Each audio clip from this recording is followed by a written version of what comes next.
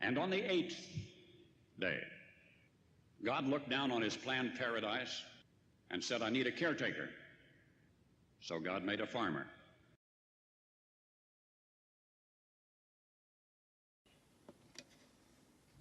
Hey, what is up, everybody?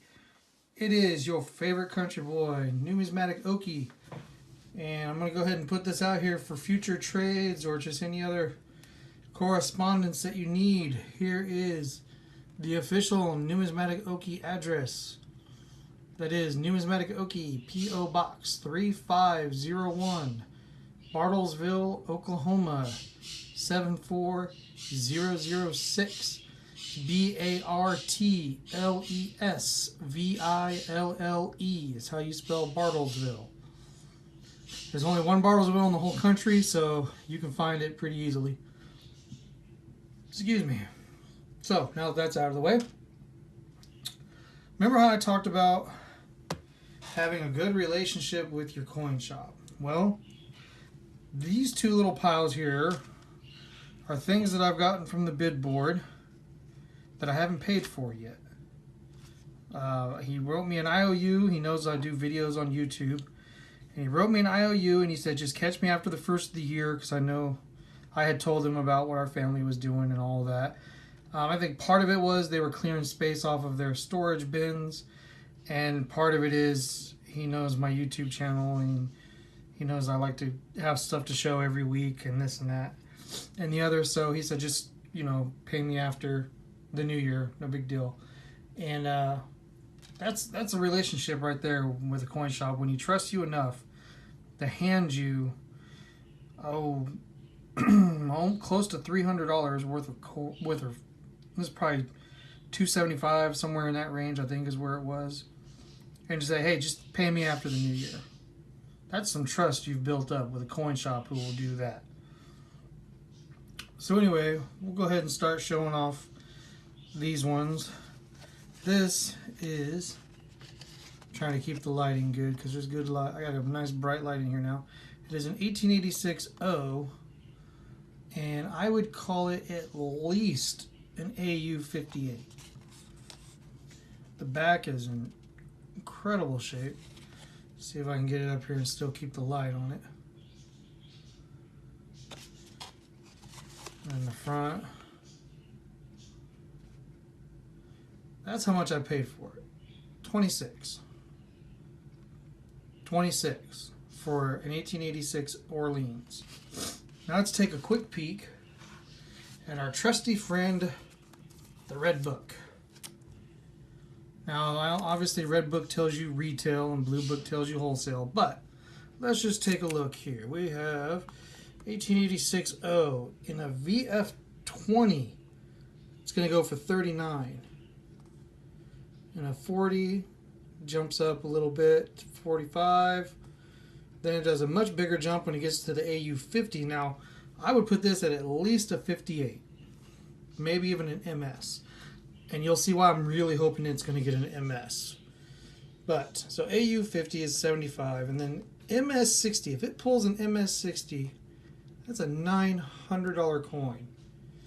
If for some amazing reason it pulls a 63, which I don't think it will. I honestly don't think it might get the 60. I don't think it'll get anywhere between these two. I think the 60 is the absolute highest, and I think it's more into the AU 50 to 58 range. But look at the pricing. An MS65 would be $185,000. Now I'm dreaming, because there's no way that coin is a 65. It's good, but it's not a 65.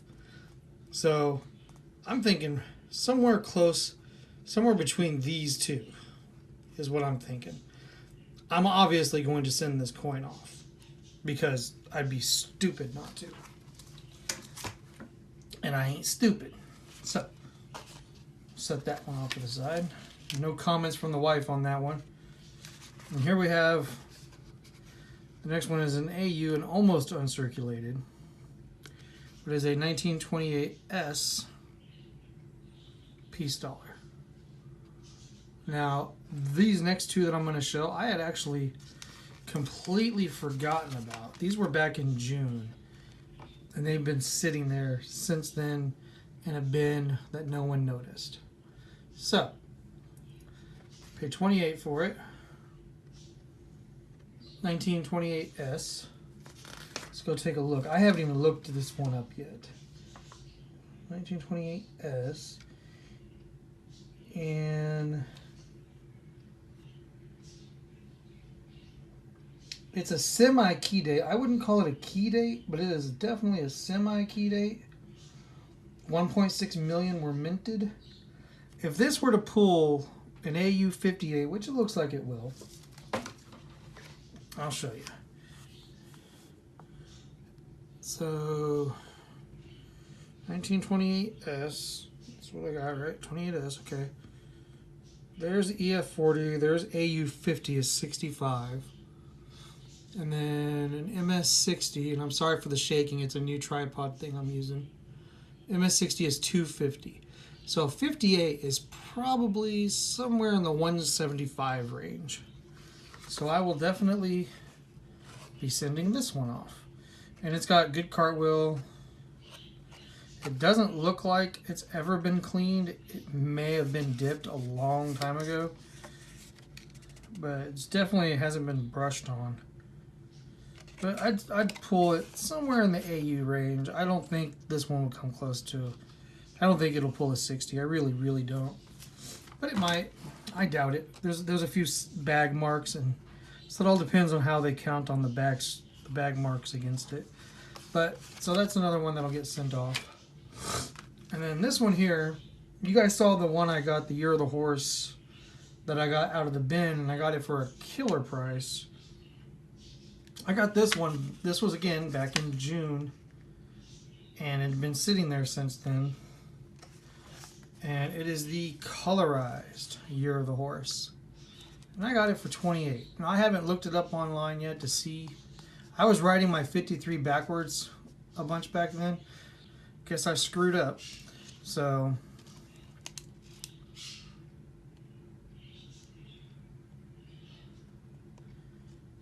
but yeah, so here we are.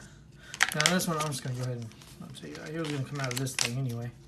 So you see I paid the $28 for it. And it is in beautiful shape. There's some scratching on the case. I can see how it's on the case. But there's our friend the Queen. Hello! And there's the Year of the Horse. So I now have a colorized Year of the Horse and a normal Year of the Horse. Completely by accident, because I had forgotten all about this coin. I do remember bidding on it. I just thought I had lost it. I thought someone else got it. So, there you go. So I have that one. I will just set it over here. Now, those of you who watched my video with the trade with Silverback Stacker, you saw that he sent me a colorized Year of the Dragon. And here we have a non-colorized Year of the Dragon. It had tape of some kind. There's like a sticky stuff on here. We're gonna get that off there. I got some, yeah, it's definitely tape. Get some Goo Gone or some alcohol wipes and wipe that off. It'll be nice, but the coin is in great shape. The only reason I don't want to change the capsule is because this is the original mint capsule. And also I don't have any half-ounce capsules right now. But I'm very happy to have this coin. It's from 2012. And so I have both of them. And I got the final price on this one was $9 for the half-ounce. So with the premium, that's pretty good. I'm happy with that. So yeah, that stuff's got to come off. If I can't get that off, I'll change the capsule. I'm really hoping I can save the mint capsule. I like them better. So there's that. Okay, now here's the rest of the ones from not this week's bid board, but the one before. And that's a 44 Merc. And it's got a good cartwheel. A lot of Mercs I've noticed that for some reason a lot of the dimes, I've looked at ones that are already in slabs, and I've looked at mine. They don't cartwheel the same way with the luster that some of the bigger coins do, like the piece dollars and stuff, or even some of the half dollars that I have. So it's really hard to tell sometimes if they've been cleaned, but this one will definitely join the pile. I now have a growing stack. I'm almost up to 10 coins to send in for US, and I have 7 world coins. And I can send them together as long as I use world standard, which is cool because with world standard you get them back in like 2 weeks. Much less wait time. It just costs more per coin.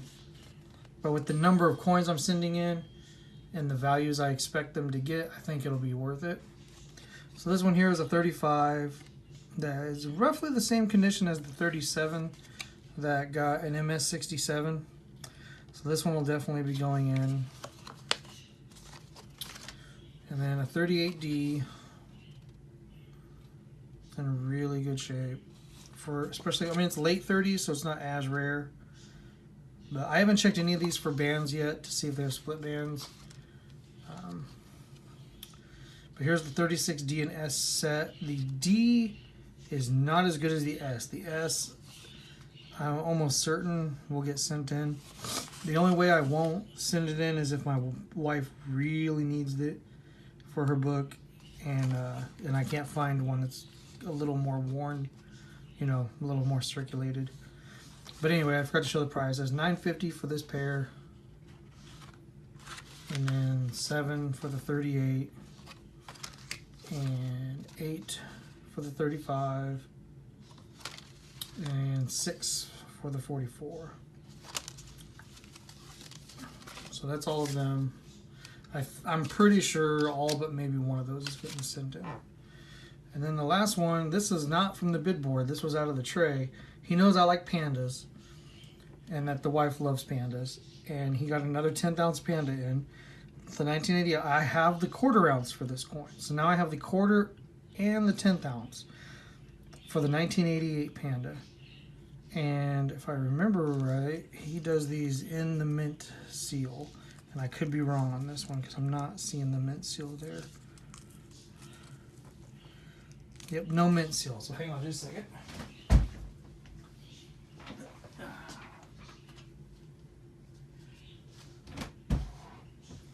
are you at?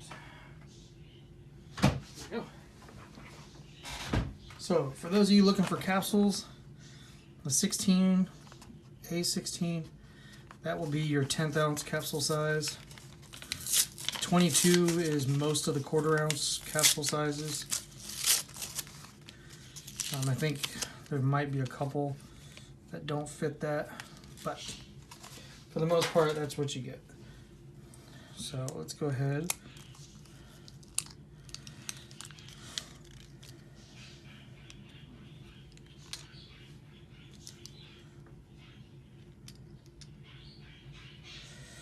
Ooh, no, you won't fit in that one. All right, so since I've already broke this, I will put it in a 1/4 ounce for now, just so it's in something that can protect it. Sorry for my arm, I know you really wanted to see. So A22 here, that would be normally the 1/4 ounce. Chinese 10th ounce panda is a little bigger. It's also, I'm looking at it, and it's actually a little bit thinner too than the some of the other 10th ounce coins.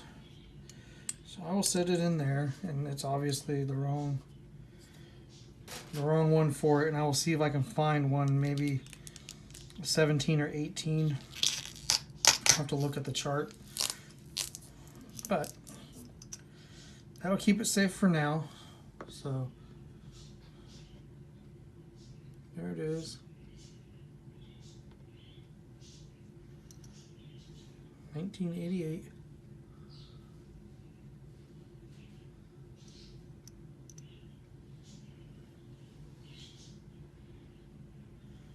It's got just a tiny little spot on the back that I didn't see before I bought it, but we agreed on a really good price, so I'm happy with it. $135 was the price. And that little spot, I mean, I'm not sending this to get graded or anything, since it wasn't in the original mint seal.